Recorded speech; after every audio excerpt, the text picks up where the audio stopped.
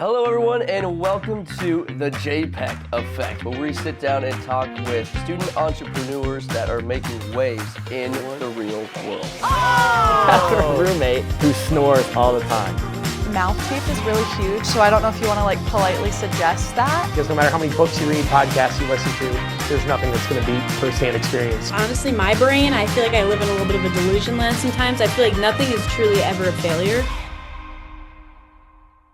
Welcome back to the JPEC Effect, where big ideas meet even bigger ambitions. If this were a movie, today's guest would be the guy who graduates, travels the world, builds a global company, gets featured in Forbes, and then ends up running the program that started it all. Except this isn't a movie, this is the real story of Adam Keune. He's the co-founder of Higher Learning Technologies, a #1 education app that's helped millions of students across the globe learn smarter. And now he's back as executive director of Iowa JPEC, helping the next generation turn their own big ideas into their reality. Thank you, Adam, for joining us. Thank you for having me. You've been a student, a founder, a mentor, and now the director. So what's it like seeing JPEC from every angle? It's really, really humbling in a way because, like you said, having gone here as a student and then as a startup and then joining the board for several years and then stepping into this role, I've really got a good feel for all the different angles. So coming at it again from all the different lenses that you can. And just seeing that the effect it's had. I think something that gets overlooked a lot is just the amount of really great companies that have actually come out of JPEC because we haven't heard their story. So I think that the best and brightest part of this whole process is now saying, okay, I take what I learned from all those different roles and now how can I help start these next round of companies and also provide them the capital, the mentors, everything they need to kind of make their own success story. So really exciting, ever-changing landscape, things like AI are causing a pretty big disruption in the startup world. So trying to help people navigate that. And it's been really exciting so far. With your app, the Higher Learning Technology, what have been some hiccups in the road or some high moments? And can you explain what it is a little bit? Yeah, so my company developed all sorts of different apps. So things for professional certification for nurses, doctors, dentists, all the way to truck drivers, all over the place. We worked with a bunch of publishing companies. We worked with associations. We've worked with higher ed institutions, probably 70 different colleges, everything from Harvard to community colleges, orgs like the American Dental Association, and then also the state of Iowa, just helping with CDL. So basically it was really exciting. It was just a product that was designed to help people pass their licensure exams. And yeah, it was really fun growing that company. I mean, you make a ton of mistakes along the way. Every founder will. I think the biggest thing you got to talk to people about when I try to preach is make a lot of small mistakes so you can hopefully avoid the big ones. Mm-hmm. Because someday there's going to be a problem or something goes wrong. It's inevitable.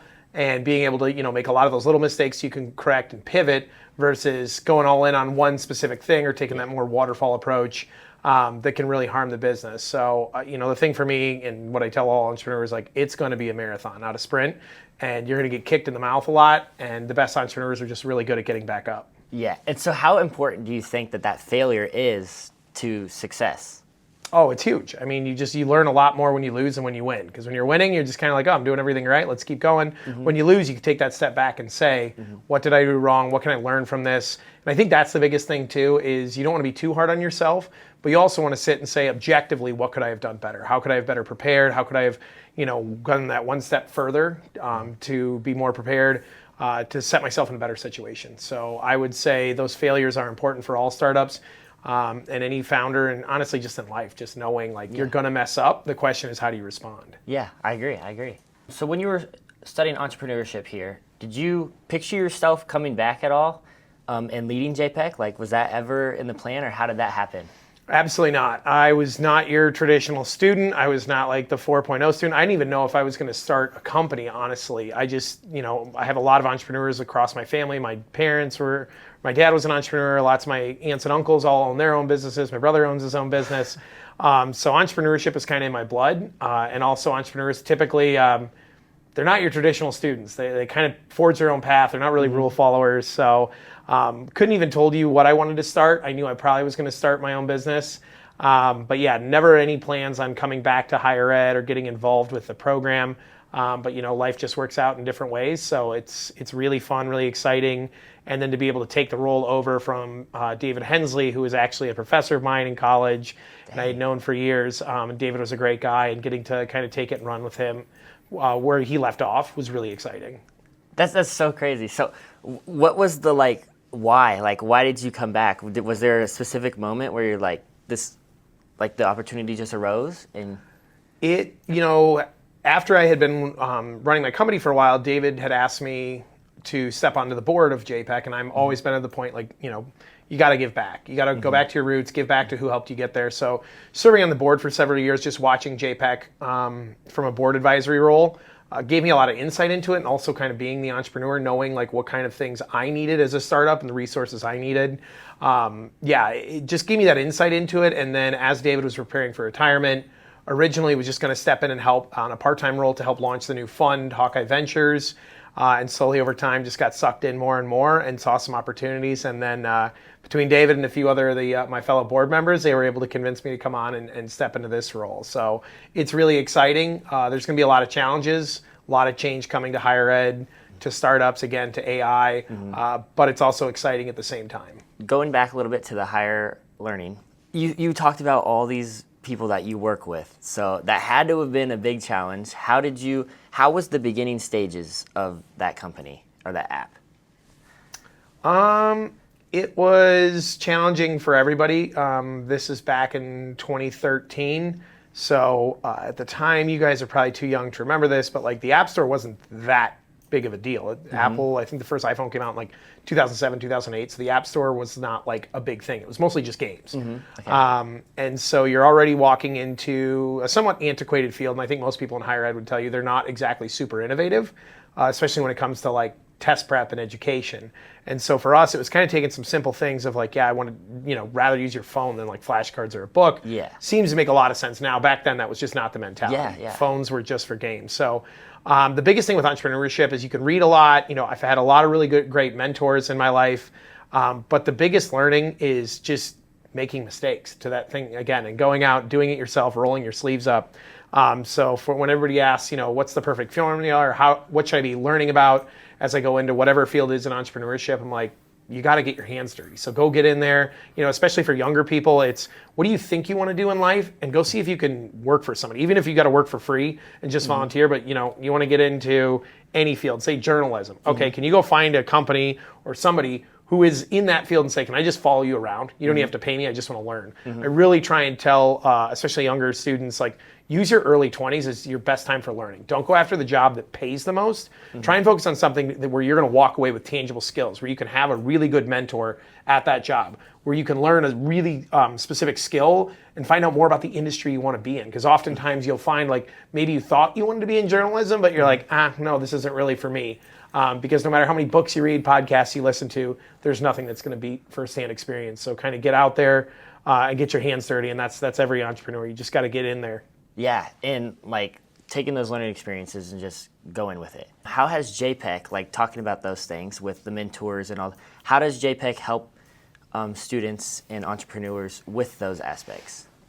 Yeah, we have a pilot program we've launched with one of our board members where they just do life coaching for students. So try and teach you guys, especially younger students, how to prepare for the real world. Kind of the university brings the academic side. We want to bring the mentorship and guidance side. So I think there's that level of just mentoring in general. Here's what to expect, the basics, but really hammering on showing up on time, being your best self, being prepared, those types of things from a mentoring and encouragement perspective. But then from the business side, it's trying to connect you with kind of the fundamentals, which are programs like Venture School or Summer Incubator, kind of really teaching you, what a lot of businesses struggle with, especially startups, is finding product market fit. So do you have a thing that somebody actually wants? So before you start talking about marketing and sales and all these channels, figuring out, do you have a product that people want? So there's a kind of core level training and courses like that I think that are really helpful to just getting you to understand what a business is.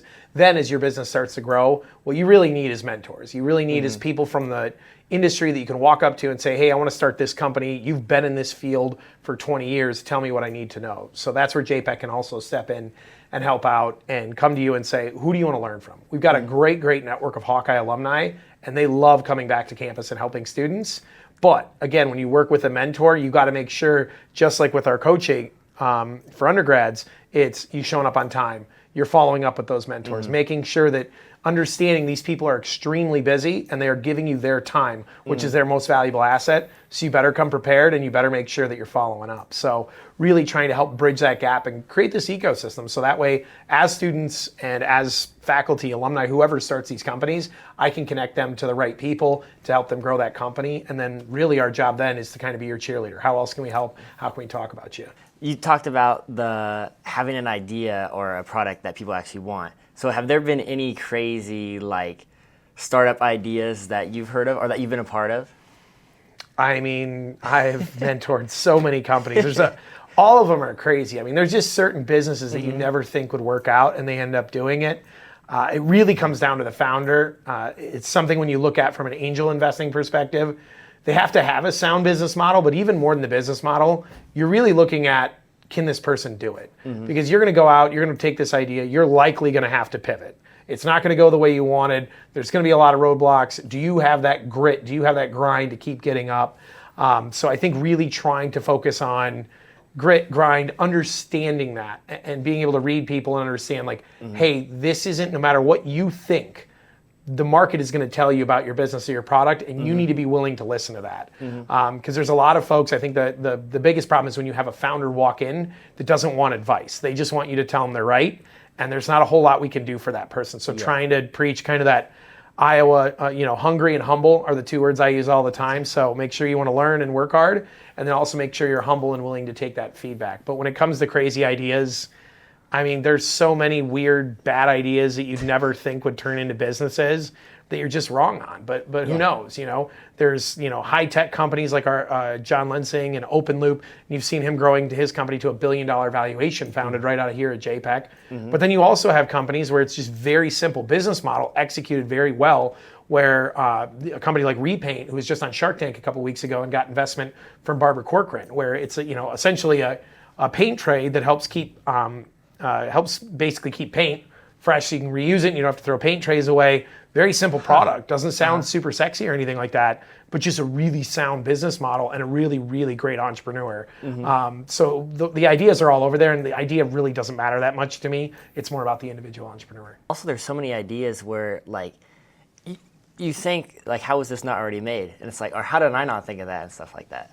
It's never the idea, it's the execution. Yes. It drives me nuts when I'll have students come in or somebody will come in and say, I want to sign an NDA. I'm worried somebody's going to steal my idea. And it's just like, that's just arrogant. You don't think somebody else has come up with that idea. It's never a matter of who has the best idea. It's who can execute on that. Perfect example. Again, you guys are probably too young to remember this, but before Facebook, there was a company called MySpace. It was essentially the same thing. And they were growing. They were a really big company. Mark Zuckerberg walks in as a young startup out of Harvard. He was not in any way more qualified on paper than MySpace. It's already a juggernaut. It's a giant. How are you going to beat them? Mark Zuckerberg just ran laps around MySpace, and now you guys probably have never even heard of it. But you just see things, and you spin off a little bit. Instagram was just basically like, hey, let's take just the pictures from Facebook and make a whole app out of that. That was a multi-billion-dollar product. So you never know. You never know, and it always comes down to the entrepreneur and their ability to execute. Okay, now time for the little fun segment. So I read that you have been to over 30 countries? Yes. All right, so this one's called Layover Lessons. It's just like a little fun talking about your experiences. So a time you got stuck somewhere unexpected. I mean, happens constantly. Last time, a year ago when I went skiing, just at the Dallas airport. Like it's not anything super sexy, but been stuck there. I've been stuck in Eastern Europe. I've been stuck in South America. Traveling is actually something I encourage a lot of entrepreneurs to do, because what you're doing is, a premise I live by is get comfortable being uncomfortable. And so when you go to a different country where you don't speak the language, you have to be able to adapt and pivot. Especially like when I was younger and I went like right out of college, you didn't have smartphones really. They were Blackberries, but even that didn't work. So like you got stuck in a city, like I was in Budapest, they didn't speak English. Like you got to adapt. You got to try and make friends, and it's not like a Spanish where you can kind of guess the words. It's like, oh, I can't pronounce anything. So it's a lot of smiling, laughing, and befriending locals. But I've been stuck all over the place, and it's just one of those like, okay, I'm stuck here. Now what? You just got to roll with it. I can't even imagine like trying to travel before the iPhone. Like Google Maps, like without that, I don't know how. Yeah, it was pretty intense. You had to like really have your you had to have everything lined up because you couldn't just get on your phone, change your flight, check your messages. Yeah. It was, you could go and find a computer and sit down and use like a public computer, but even those were hard to come by, especially as you get further into Eastern Europe, like internet access was not the way it was today. Again, there were no smartphones, so you had to find a computer lab somewhere to try and log in and do that kind of stuff. Yeah, that's crazy. Okay, the next one, a place that was unexpectedly amazing. Like it turned out to be unexpectedly. Oh, I would have to say I knew it was really cool, but Medellin, Colombia. Okay. It was. I've spent probably 3-ish months there, and it was just the people, the culture, the city itself is absolutely stunning. Just imagine a city with the population of Chicago, but dropped right in the middle of a mountain. The people there were super friendly. Everyone told you, because the show Narcos was really popular, like, oh, Pablo Escobar, gangs, guns, it's dangerous. And you get there and you just realize like anything with travel is, well, yeah, if you go to the wrong parts. I mean, Chicago's a dangerous city if you go to the wrong side. New York can be a dangerous city. LA can be a dangerous city. Same with, Medellin and Colombia. Like, as you travel more and more, you just realize, no dar papaya is what they'd say out down there. But it was basically like, don't make it easy for criminals. Don't wear flashy jewelry. Don't stay out late at night. Don't travel alone. So for me, being down there and getting to immerse myself in that culture and just see how beautiful it was, and just the people were so friendly. It was really, really fun. And the best part was like it was a super cheap city. So everywhere you went was really cheap. Highly recommend it for young people to travel to. It actually takes longer, and this is what a lot of people don't understand. It takes longer to get from the Cedar Rapids airport to Miami than it would be to get from Miami to Medellin, Colombia. That flight's actually shorter than coming from Cedar Rapids. It's so crazy. It's not that far away, and you're on the same time zone too. Dang. Is there a moment where you realize this is why I travel? Like, I'm sure you've had multiple moments like that, but it's the people, and just getting to sit, like when I was younger and I did my kind of Euro trip, we stayed in a lot of hostels. And it was just, when you meet other travelers and you get to talk to them, like they just live a different life than you. And I think that's something, not just from entrepreneurship and startup, but just people in general. I think it would be good for them to travel and meet people of different cultures. Because even, when I was in like Thailand, for example, like couldn't be more different in Bangkok or Krabi. But the people, like when you sit down with them, you have a beer, you share a meal with them, you realize like fundamentally we're the same people. There's a few different things we value, but in general, I just had so much fun meeting people and learning about new cultures and customs. I would say that's the biggest and best part of travel. It's just getting to meet some really crazy, whether it be fellow travelers or just the local people and their customs and traditions. And then the food too, always food. I'm a big foodie, so when you travel, and it's not about the Michelin restaurants, it's about the $2 food cart in Bangkok that was some of the best pad thai you'll ever have in your life. I've heard that the food over there is like really good. Oh, probably out of all the countries I've been to, Thailand has some of the best food. Really? Yes, fantastic. Have you been to Vietnam? Every time I hear someone, like, that's always their favorite place. Yes, a long time ago, wasn't there that long, but again, Vietnam, very cheap, very crowded, depending on where you go. But yeah, again, just different culture, really great food, really great people. I'm just a big fan, big fan. Awesome. Okay, just a couple more. So this one kind of segues into the like entrepreneurship, but how important do you think that travel has been for your entrepreneurial journey? I think really important.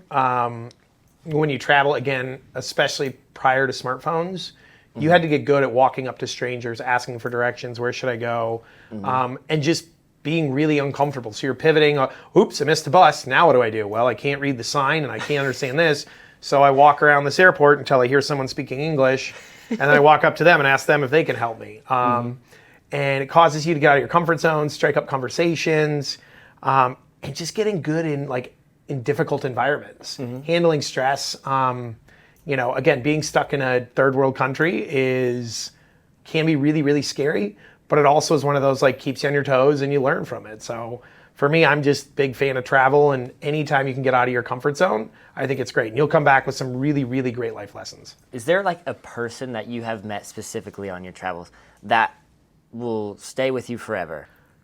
Yeah, probably when I was in Ireland.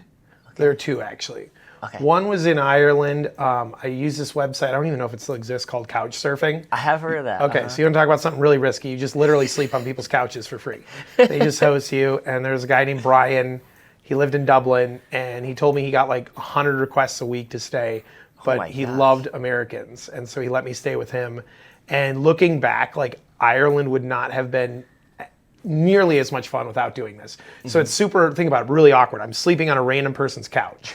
But by staying with that Brian, he took us to all the sites. He got us into these parties, into these dinner things that we just wouldn't have known. And like, kind of takes you off the just, oh, you're in Ireland, like, yeah, you're going to go see the Jameson factory, like, super cool, whatever.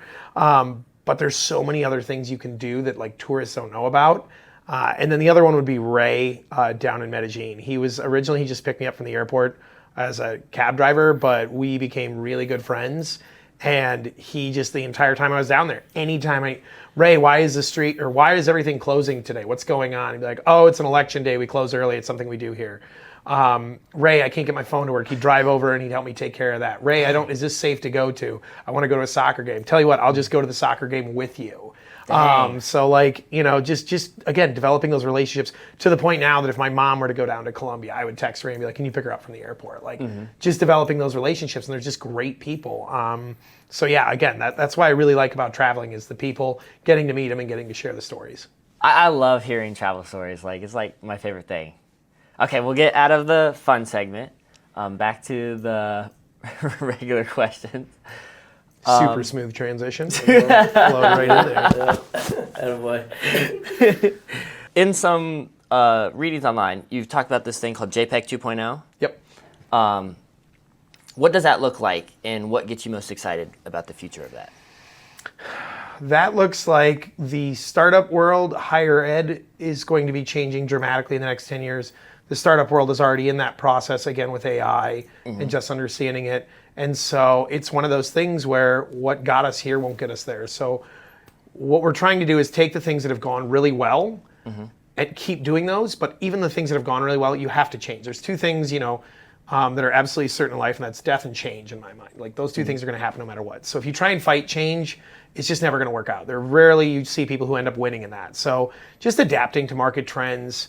You've got a lot of folks, who you're trying to bring in that kind of next generation of leaders and mentors and folks like that. It was really tough losing John Papajohn. Henry Tippie had been really supportive of the program. They're not here anymore. So who's going to be that next person that steps in and helps?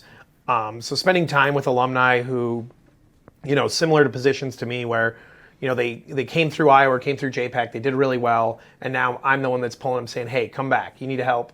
Help us do this. So just looking at the programming we offer and trying to make that more modernized, getting students more opportunities. I love the idea of being able to connect students with businesses. If there was one thing I could do differently, early on in my startup career, it would have been go work for a startup before starting your business, because I just think you'll learn so much about what it's going to take in that grind. So trying to get students more opportunities, more plugged in. And then also just trying to get alumni back on campus, getting them more engaged and excited. Every time I'm able to get somebody to come back, judge a pitch competition or mentor teams, you can see there's a lot of energy around it. And so for me, it's just taking it to that next level, thus the 2.0. How can we bring more mentors, more programming, more opportunities for students, more opportunities for startups into this ecosystem and say, hey, we're going to put Iowa on the map. We are going to be a top entrepreneurship program in the entire country, and I'm going to need a lot of people to do that. And so my goal is to just make it really fun and make it really engaging to kind of connect those young, whether it be students or young founders or first-time founders, bluntly, because, average age of a founder is now 42, and connect them with business professionals, say, how do we build a really great ecosystem and use that Hawkeye network effect to grow these companies? So you talk a lot about AI too. How do you see the future of that in terms of not only JPEC, but like your own ventures? It's mandatory. So it's another one of those things you can put your head, bury your head in the sand and try and ignore it, but it's coming. And I don't think every tech company or every company we work with at JPEC needs to be an AI, but they need to be using AI because you're just not going to be able to compete. When you think about the efficiencies you can gain, when you think about even me looking back, what I would have paid for a software engineer, $100,000 to $150,000 to develop a prototype, I can use Replit, Cursor, or any one of these random tools to build that now.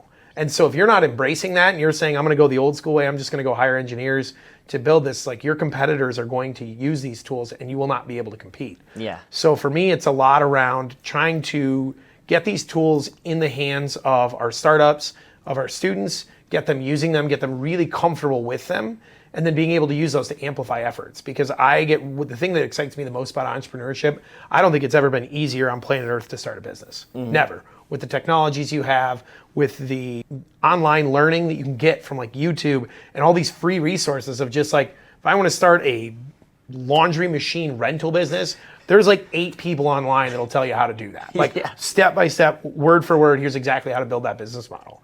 And so I think you're going to see a lot more around that. I think people need to get out of this mindset of if you start a company, you got to grow it to be $1 billion and have this huge team. It's not there. I think there's going to be a lot of opportunities for kind of small businesses with using AI where you can just increase your operational efficiency, where maybe it's a business that's only going to do $1 million to $2 million a year. But if you're getting 50% margins on that and you got a really small team, you can be a team of 2 or 3 using AI and paying yourself $200,000 a year. That's not a bad gig, especially for your first business. So I think just trying to get people comfortable using those tools. I went through this back when I launched my company. Everybody thought mobile was just for games, and I was told over and over, you'll never use mobile phones to study. That's just a game. You got to be in a classroom. You got to do it this way. And I'm seeing some of that with AI now, although I think the tide is turning. People realize like, you got to get on board with this and just get comfortable with it. Yeah. And I think it's a really big opportunity for young students as well when you guys go into the workforce, really understanding these AI tools and how they can help businesses to then go and work at these small and medium-sized companies that need help with marketing or finance. If you can walk in and say, hey, I can show you how to automate your bookkeeping, or I can show you this tool that's going to help automate marketing, that's a huge win. And that's the way you guys, I think, can get in the door with some of these smaller companies when you're looking for your first gig. What was your dream when you were a kid? And how has that changed to now and for the future? God, I had so many. For a while, I wanted to be Emmitt Smith, who is a running back for the Cowboys. It doesn't typically work well for someone with my build, so that wasn't going to work. I think for a while, I wanted to be a paleontologist. I really was fascinated with dinosaurs, and I had a thing for that. Okay. I kind of always knew I wanted to own my own business, help my dad run we owned a couple storage facilities, and so I got to see kind of behind the scenes of how to run a business, cash flows. Like when my dad would go on vacation, I'd have to input all the checks and things like that. So I think one of my dreams was definitely something around owning my own business and kind of running something myself. But you never really know. It's why I always tell people, you think you know what you want to do, go do it for a while first before you go all in on it. Go work for something. You want to be a nurse, go see if you can get a job as an intern, a nurse, or at a hospital somewhere. You want to be in journalism, go see if you can follow a journalist around and do an internship to really understand it. Because you're not going to know. You're never going to know. If you would have looked at me when I was 10 years old and say you're going to start a tech company that helps with medical training and licensing, I'd be like, not a chance. I'm not smart enough. But you never know where the world is going to take you. Yeah. So do you have like a quote that you live by and or a piece of advice that you would give for life? Or I think I said it earlier, but just get comfortable being uncomfortable. I think the rest of your life, people, we are in a society that tries to avoid uncomfortableness, and like the more you try and avoid it, the worse it's going to get. You want to get good in being in uncomfortable environments, because you just start to realize like it doesn't really matter. Yeah, it's going to be uncomfortable, but for only so long. So I'm just a big fan of trying to get out there, try new things. But yeah, I'd really say just put yourself in places where you're constantly challenging, constantly growing. So now our last little segment, it's called Take Your Shot. So we have this, I'm sure you've noticed the best over here. So I'll have Super you stand right back here. You get 2 shots. One's like a little warm up. And then if you're okay with it, if you miss, then you have to take a selfie with it, and then we'll post it on the JPEC social media and say #MissTheShot. Nobody's made it yet, so. Okay. Today could be the day. Today could be the day. I'll give you this.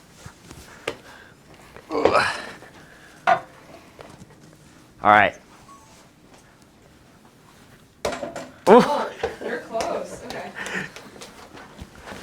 I feel like this is slightly rigged because the hoop just bends too much. Oh. Give me You're one. the closest, though. Nah, see, the rim's slanted. It is. I think it's the ball too, because it's so bouncy. So you almost have to. Yeah, you got to switch. See, look at that. It's falling off as I'm standing here.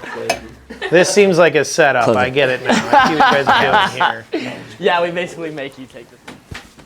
Thank you for joining the JPEC Effect, and we'll catch you next time. And thank you, Adam, for joining us.